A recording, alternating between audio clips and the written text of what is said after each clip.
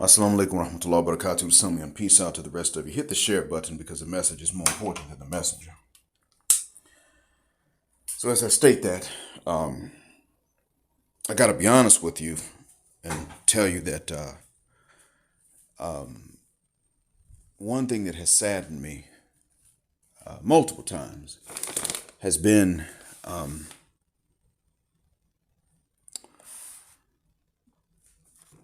it's been class compression of a particular kind, and I'm going to start by telling you, first off, straight away and preemptively, that when I talk about class compression, I am not complaining about the financial class compression. I am not complaining about the educational class compression, but I am openly and unashamedly complaining and pissed the uck off about another class compression, and that is the behavioral class compression. I find that to be problematic. I do not find it to be problematic that there are different types of people. I find it to be problematic that our people face multiple types of class compression, but that one of them has to be the behavioral class compression. That's bothersome because it's behavioral. And behavior is within the control of the subject. I see very clearly the effects that we have on our environments through our behaviors.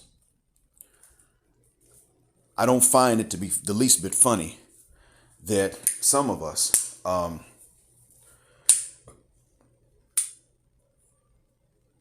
sorry, I had to get the right lights on. I don't find it to be the least bit funny that some of us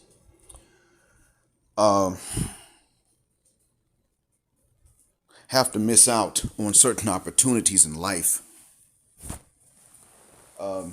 because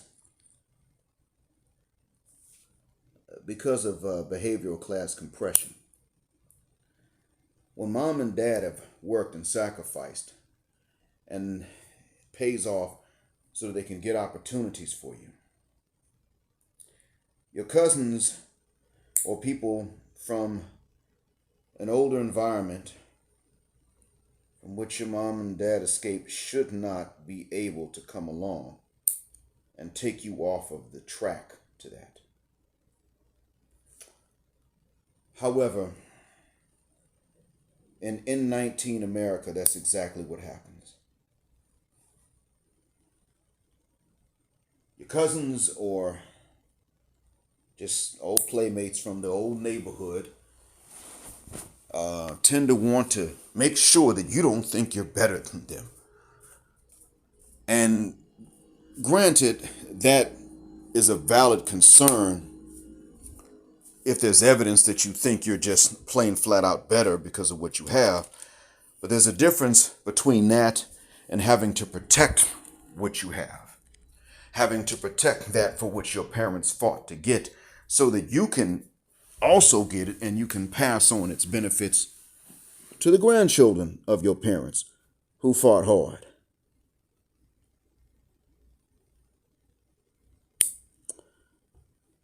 The Huxtable neighborhood in which I grew up, I will refer to in this story time, as I tell these stories, as Huxtable Estates. I will refer to the financial class and the educational class as Huxtable.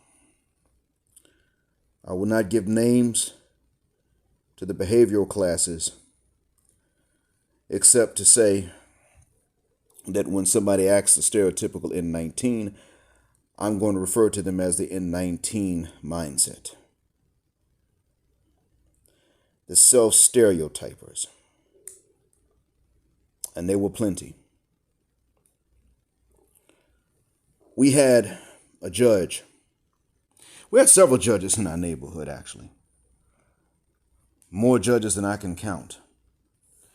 I'm sure there were more judges than I knew. These judges, generally speaking, had to make sacrifices to become judges.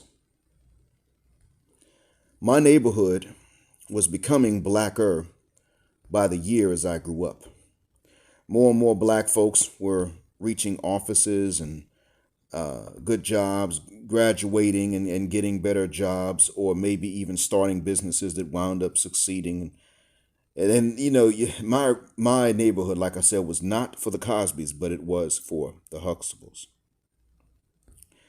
So if you were black and you became Huxtable, you could either move into the historically black neighborhood, which for the most part, nobody was against it. It's just that most of those homes were already taken. They were not for sale. Or you could join the trend of new money black folks buying a home in Huxtable estates because white folk was moving out. And they were. And that is part of the reason why the ones who were not yet moving out were. And the thing is that, when some of the white folk that wanted to move out were moving out, they had to do something. They had to put the home up for sale. And of course, whites weren't buying these homes. So they had to put the home up for sale and wait for another black family to make it into the Huxtable class or move in as Huxtables from somewhere else to buy the home. And as you know, there was discrimination by the banks. And so, black folk had things to go through to get to these homes. But you see where I'm going with this. Okay? It's becoming more obvious, right? So with that being said, sometimes white folks that were putting their homes up for sale, they would, get mad and they would do microaggressive things like leave their somewhat aggressive or confused dogs out at night if the weather was nice because, we black children were more likely to be playing or riding bikes. So, somebody's dog would get loose, start chasing us. And fortunately, no serious injuries ever came from this. And to this day, I don't know why, except to say that God must have protected us because we were kids and we were innocent. I can't think of anything else because, these were dogs and they had teeth and claws and they could outrun people, especially kids. And so, we largely came through unscathed. I didn't hear about anybody's dog actually killing anyone or even seriously injuring. But this would happen in other cities. And it might also have had to do with the fact that my brother and I learned at a young age to go armed with sticks. So when we started going out, dogs very rarely found us unarmed anyway.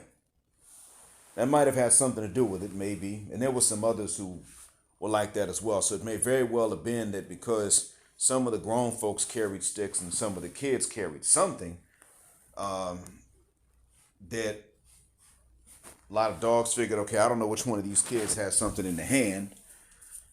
So, let me just test them, but not really take this too seriously and try to take this too far. I don't really know. I know that these whites showed some of their microaggression, and they didn't apologize for it, and they didn't think it was even wrong. I know that some of them might have been called N-word lovers by others because of their lack of hostility towards us.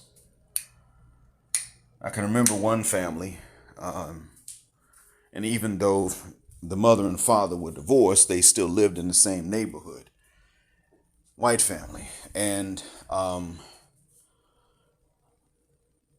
both of the parents were egalitarians. Let's just say they were definitely Democrats. And they were Southern and they were conservative. That's clear because of the way that they raised these kids. They were like, nope, always have your manners. And they did. They always brought their best manners. And I would say to any of them, if I met them, God bless all three of you. The brother with whom I went to school in class and his two sisters, they were always polite.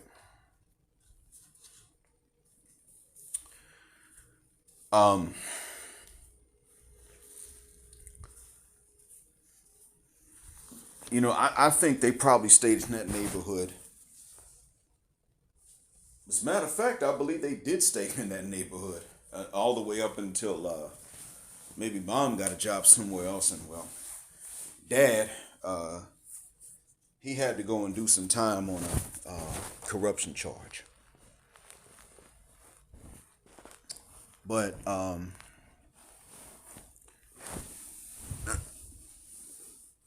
that's a different story. It's a sad story.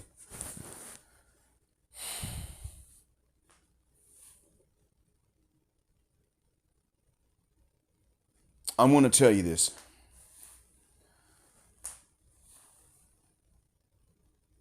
about the way that we were coming up. Our parents had to go through these things. And I think many of us, because we had relatives that were from the hood and we had to go to school with kids from the hood, many of us fell victim to the sight game where you ain't no real N-word because ever since you moved out there, you think you better. A lot of us fell for this because I guess we weren't really told ahead of time that we were going to hear this. I was. And my parents said to me, listen, if you do hear this, understand this where it comes from. And if someone says something, you don't know why they said it, come ask us. And I was lucky. My parents told me to do that, and I did. And I learned certain things.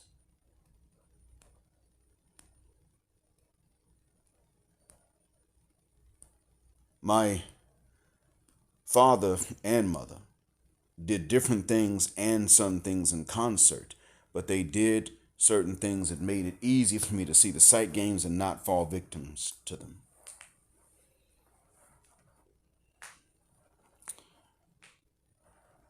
I don't think Pinky had that benefit. I know Brick and Cass didn't.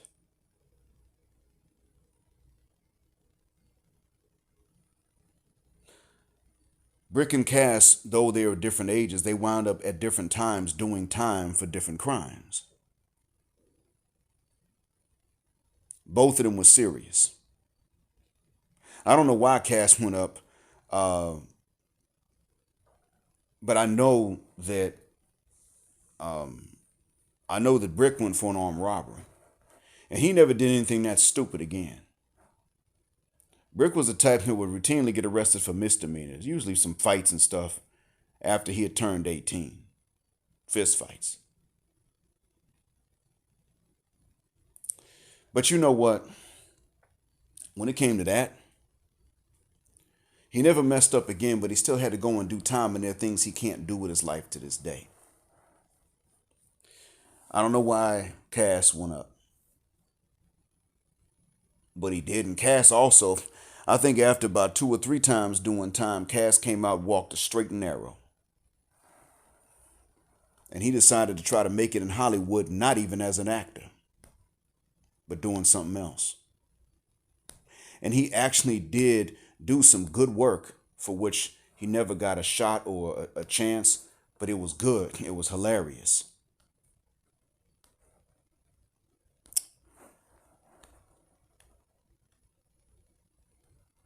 Black Johnson stayed out of trouble. He's probably hearing this anyway. But he really did stay out of trouble. I ain't saying it because he's in the audience. He did.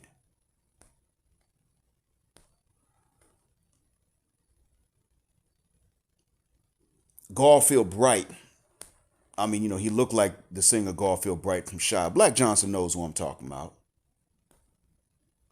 Stayed out of trouble for the most part.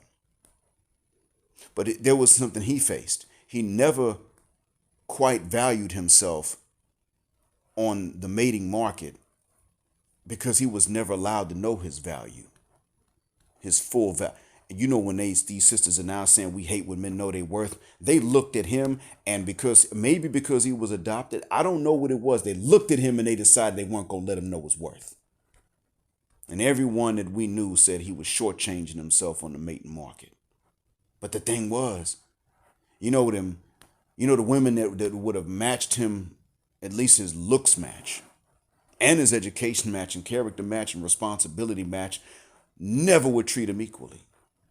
They weren't mean to him, but they'd friend zone him, and he wasn't no chump, he wasn't no punk, it was nothing like that. He was a nice guy, and he was responsible, and that was enough. They didn't care he looked like Garfield Bright. They say, oh, he fine. But if he try to holler at them, they'd be polite, but they'd friend zone him. Fresh Prince lived about 3 houses down from Brick and Cass. He didn't get into much trouble, but uh, his brother did. His brother BR got into trouble. Got locked up, had to go do time multiple times that I know of. And BR's homeboy, his friend in the neighborhood, the son of a judge, same first name as his father, got in trouble. I remember when he was a small boy, he would tell people, if you cuss, don't come to my house, don't come on my yard. My parents don't like that. As a small boy, like kindergarten, by the time this boy got to high school, he was thugged out. He pulled guns on a girlfriend.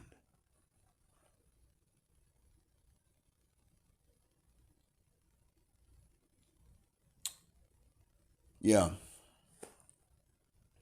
His sisters have done quite well. You know why? They're allowed to.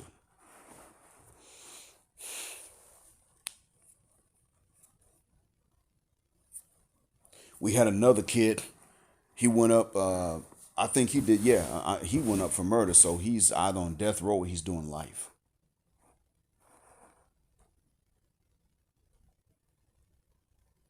And it was done in the neighborhood. Detectives thought maybe some drug dealers had done it because the one he took out was apparently, well, he was suspected of being in the drug trade, but turned out it was probably as far as we know, it was a burglary. Breaking into houses to try to impress some ghetto chick he was dating, hood rat. She thought he had unlimited money because she wasn't Huxtable. He didn't have unlimited money, so he did some burglaries, but unfortunately, he did some where he lived in the same neighborhood. I guess he surprised somebody that was at home, and that person surprised him, and he killed him.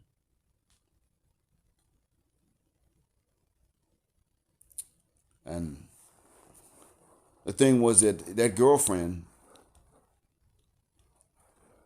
got picked up on some shoplifting later on, and she turned him in for the murder, rolled over on him.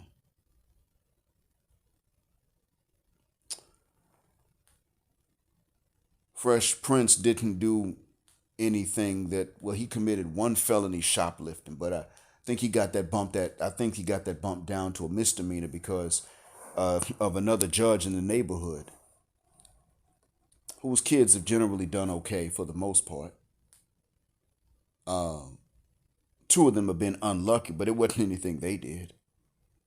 And that judge has since passed on, but that judge, when he was alive, managed to get himself to preside over the Fresh Prince's case despite the conflict of interest as a friend of his son. Uh, and he got that felony down to a misdemeanor and pretty much had it to where it wasn't going to stay on his record if he didn't do anything wrong and illegal uh, moving forward. And the Fresh Prince made good on that. He's now practicing law. But he's had some other scrapes. And some of that is red pill aware. And I'm going to tell y'all, I mean, it has to do, it's red pill connected. And I've told some of that story before, but I'll have to explain it maybe later in another story time. Cass, before Cass got picked up for anything, Cass lost a close friend. KT lived almost at the end of the main street that goes through that neighborhood to this day. KT got shot in 95 behind some N19 business.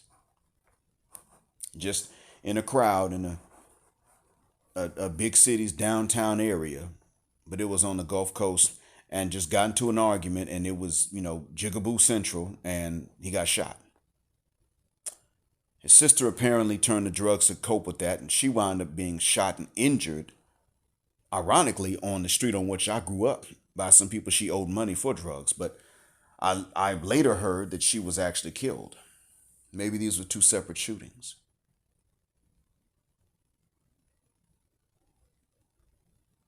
Her parents had to put her out the house because of her stealing.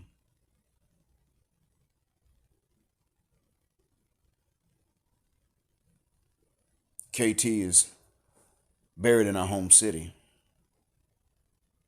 He was one of the first in our neighborhood that we knew of to really die behind some N19 business. There'd been some unfortunate incidents and things like maybe there was a car accident, a bigger brother was driving, and his younger brother was completely paralyzed and mentally impaired by the accident.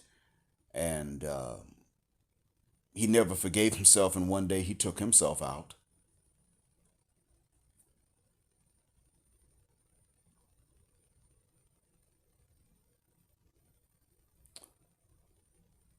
That we've had that, but this KT was the first one we knew of to die behind some gangster business. It was not actual gangs, but just thug stuff. I don't remember anybody before that. As a matter of fact, I'm not aware of anybody that actually died from any thug business from the neighborhood yet. But we've had several that have gone up and had to do time in the big house.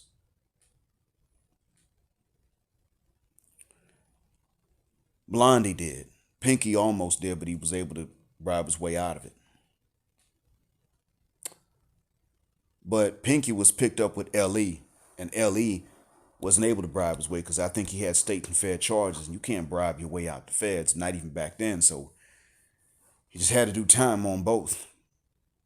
He eventually was freed and he passed away, and I don't remember I actually never learned what caused his death. He was free at the time, but we have had quite a few guys, at least 3 that have passed away from my neighborhood at relatively young ages. We're talking 2, we're talking 2 to 8 years older than me, pass away mysteriously. Had 3 that I know of right now, and I heard of another guy I never met passing away. LE was one. Doy was another. Doy wanted to retaliate against Black Johnson for something that Black Johnson never did to anybody in his life, and everybody knew he never did it. But Doy was looking for an easy target to try to salvage his rep. So, Black Johnson for nothing.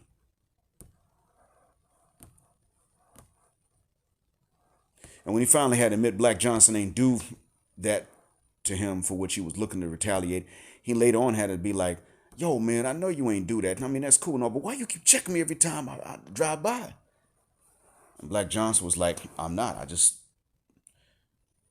the thing. I'm not checking you. But I didn't know that you knew I didn't do it. So I was thinking, okay, is he going to blame me today for it?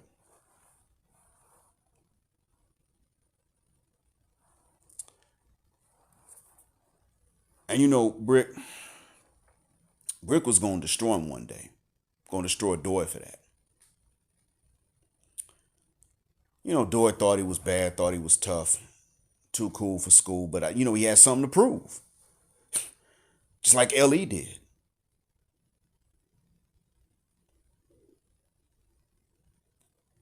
Cass, I don't know what he passed away from either. Still waiting to find out. But Cass, he did pass away in June. And Brick has got to be broken up by that.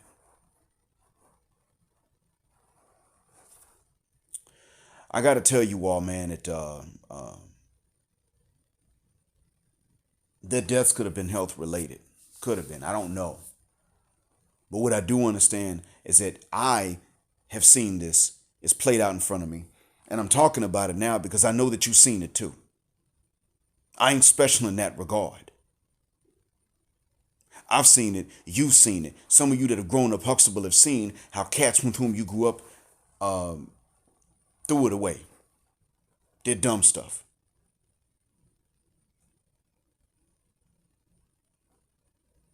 Now I'm going to tell y'all straight,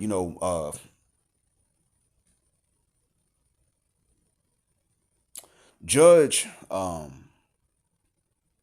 the one that got Fresh Prince off and on the second chance that the Fresh Prince did not squander. That judge had 3 sons. They're still around. One of them, I mean, they all pretty much went to these white schools their whole lives. All of them. All the kids did. But I'm gonna tell y'all something about that. About the way the school they went to. They came up, and it was these it was white schools, and I mean it was a white school, and the kids were, and it was a private school, and the kids thought that they were. These kids weren't even that privileged. They weren't doing bad, but these kids weren't that privileged. They were lucky, but they weren't that high. I mean, they weren't the richest of kids. But these kids, they did go to school in physically what is a nice environment. That is true. And these kids, the thing was that they could get away with dumb stuff. But the second son, my age, of the judge, he would readily think that everything was hunky dory, and he was gonna be like them and get away with dumb stuff. And you know what? That's not what happened. He didn't get away with dumb stuff.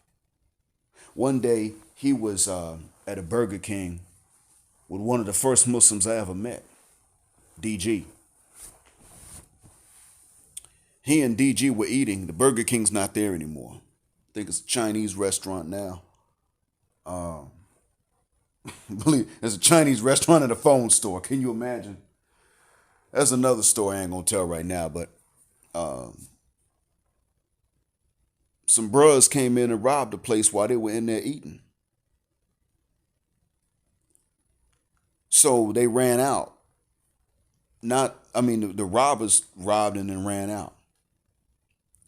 So the white folk that was sitting there eating at the time looked at Judge's son and DG and were like, they might know the guys that robbed the place. And so the cops were holding them, asking them questions like, do you know them?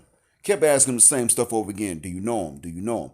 And eventually, one of the officers who was told not to say anything to defend them, because he said, listen, I know we got the wrong ones.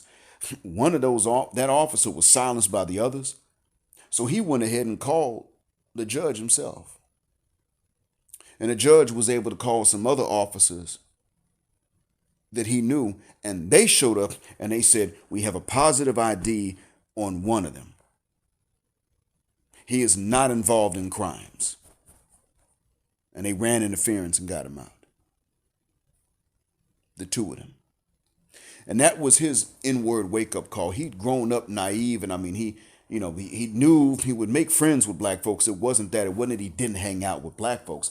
He just thought that racism was no big deal, and that if he behaved himself, then he wasn't going to get in trouble at all, ever. And what he found was that is more likely to happen if you behave yourself, but it's not a guarantee. You could just be at the wrong place, wrong time, somebody else is there, and they get away, so you are left holding the bag. And it almost happened this time.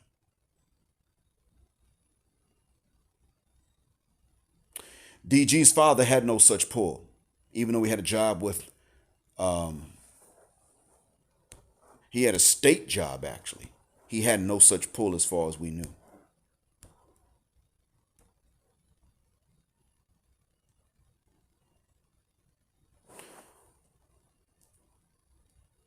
So the judge's son had to realize that had DG been there by himself, he would have been stuck holding the bag. And that if he had been DG, or that if his dad had been like DG's dad, he would have been stuck holding the bag.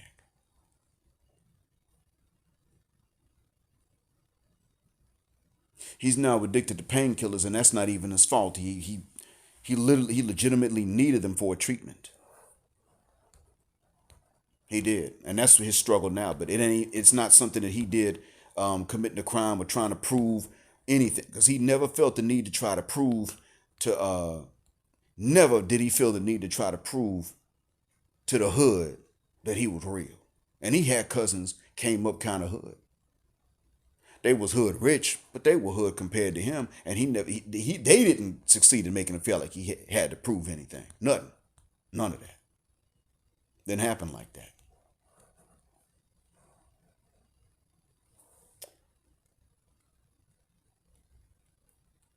I want y'all to keep this in mind.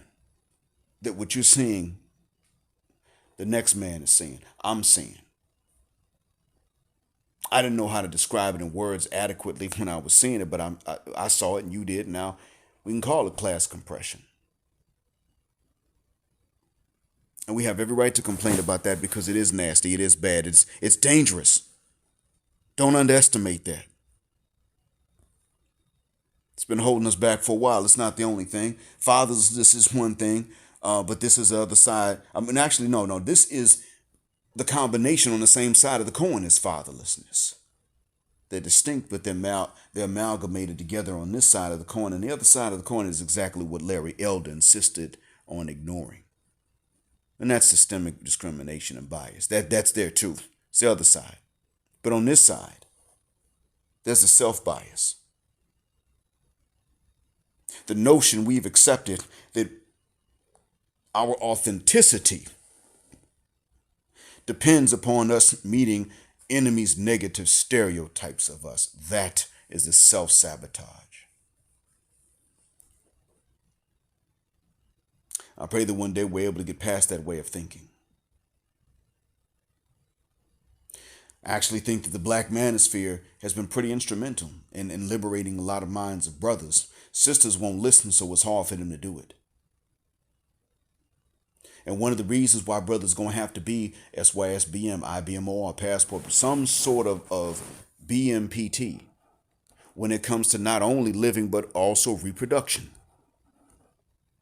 is because brothers are participating in this and they're starting to say you are not going to define our authenticity or masculinity with massa zaddy stereotypes of us. No more. No more Tarzan chasing, spear throwing, loincloth wearing stereotypes do we have to live up to and fulfill to be real black men. Miss us with that. And sisters are steady sitting back and letting Zaddy off the hook. He ain't got to be all that. But when his brothers, they still keep on insisting, nope, you got to be Ghost. And like Ghost, you got to pass away and leave us a lot of stuff. So we could blow it on Zaddy. Because he ain't going to spend on us. That is what's separating. That difference is one of the major things separating us from them. We're no longer, because we're not buying into this anymore, we're no longer accepting the class compression that the hyenocracy keeps on trying to impose and enforce. Keep it real. We're looking at them and saying, you keep it real. Shouts out to Chris Rock for calling that out too. And he wasn't the first one, but he was the funniest. I hope that what I've said is a benefit, and I mean that from the bottom of my black heart and from the depths of my black mind. And I want to thank BGS Ibmore for sharing my prior 2 uploads in a row. I mean that. Thank you all for listening. And as always, black heart, black mind, black out, assalamu alaikum, and black heterosexual non-select male power just because they don't like it, and black patriarchy till extinction or judgment day. Thank you for flying again with us on Jet Black Airways, where Jet Black is always a verb. Keep Jet Black with us until the wings and the wheels fall off. Gender justice forever.